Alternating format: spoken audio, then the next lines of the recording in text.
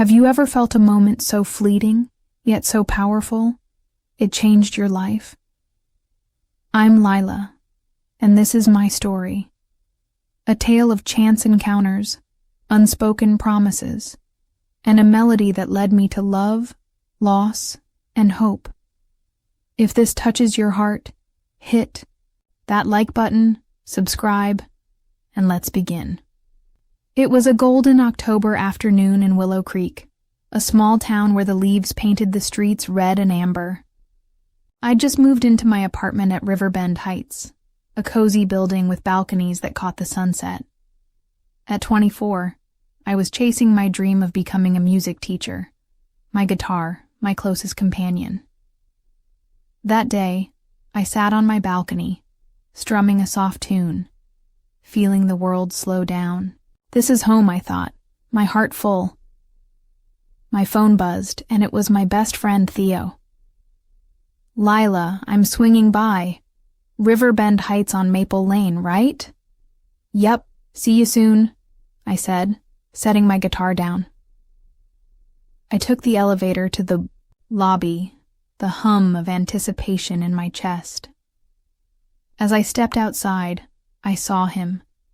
A guy walking toward the building, holding a bouquet of soft lavender daisies. Their petals danced in the breeze, but it was his eyes that stopped me. Warm, like a summer day with a quiet kindness, he smiled and my cheeks flushed. Who is he? I wondered, my heart skipping. I looked away, shy, but stole another glance. He was gone, stepping into the building. Theo's car pulled up, his grin wide. Lila, you okay? Your face is all rosy. Just the autumn air, I lied, climbing in. But as we drove, my mind was elsewhere.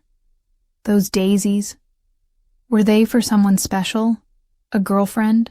A family member? I barely heard Theo's chatter, lost in questions. Lila, you with me? Theo laughed.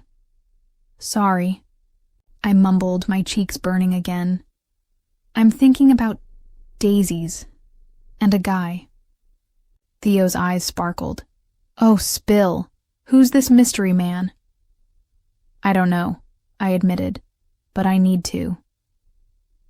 Days passed, and I couldn't shake him from my mind. I'd play my guitar on the balcony, hoping my music might reach him, wherever he was. One morning I was heading to class when I saw him again near the entrance, this time with pale pink carnations. My pulse raced, but he didn't see me. I hurried forward, but the door swung shut behind him. In the elevator, a faint floral scent lingered. Carnations, I thought, my heart aching. Where do you keep disappearing? One rainy afternoon, I spotted an elderly woman struggling with grocery bags outside the building. Can I help? I called, rushing over. Oh, bless you, dear, she said, her smile warm as sunlight. She introduced herself as Nana Clover, and we ended up in her apartment sipping chamomile tea. What do you do, Lila? She asked, her eyes twinkling. I study music, I said, my voice bright. I play the guitar. Her face lit up, like she knew a secret. A musician. That's special.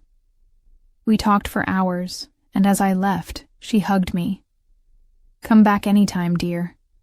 I wondered if she knew him, the guy with the flowers, but I was too shy to ask. A week later, Theo invited me to a party. You're coming, right? It's gonna be epic, he teased. Wouldn't miss it, I said. But that night, a fever hit me hard. I called Theo, my voice weak. I'm so sorry, I'm sick. Rest up, Lila, he said, disappointed. I spent the night alone, my guitar silent, wishing I'd been there. What if he was at the party? November came, and I was back on my balcony, playing a melody that felt like longing. My neighbor, Mrs. Ellis, told me Nana Clover had been in the hospital, a heart scare. I felt a pang of worry, hoping she was okay. One evening I was heading home when I saw him again, carrying white lilies, his face tired but kind. My heart leapt, but he vanished into the building. I followed, but the lobby was empty. Days later, I ran into Nana Clover, back from the hospital, her smile brighter than ever. "Lila, you're a sight for sore eyes," she said. We chatted, and she mentioned her grandson, who always brought her flowers. My stomach twisted. Could it be him? "Lila, come for tea tomorrow," she said. "I'd love you to meet my Jasper." Jasper. The name felt like a song. I nodded, barely breathing. The next day, I knocked on Nana Clover's door, my heart pounding. She welcomed me in, but Jasper wasn't there. "He's running errands," she said, her eyes mischievous. "He's a good boy, always bringing me flowers. Loves music too, plays the violin." My heart skipped. A musician? I wanted to ask more, but my nerves stopped me. As I left, Nana Clover squeezed my hand. "Fate's funny, Lila. It brings people together when you least expect it." That night, Theo called. "Lila, I'm stuck in the rain. Can you get a ride with my friend Eli? He's dropping someone off at Riverbend." "Sure," I said, grabbing my coat. When I slid into the back seat of the car, a familiar scent hit. Me, lavender daisies. My heart raced. The driver's voice was warm, and when he said he was headed to Riverbend too, I froze. "Is it him?" We dropped Eli off and he asked, "Where to?" "Riverbend Heights, Maple Lane," I said, my voice shaky. "Small world," he said, and I heard a smile. The silence was heavy, my questions trapped in my throat. We pulled up to the building, rain pouring. I stepped out, and so did he.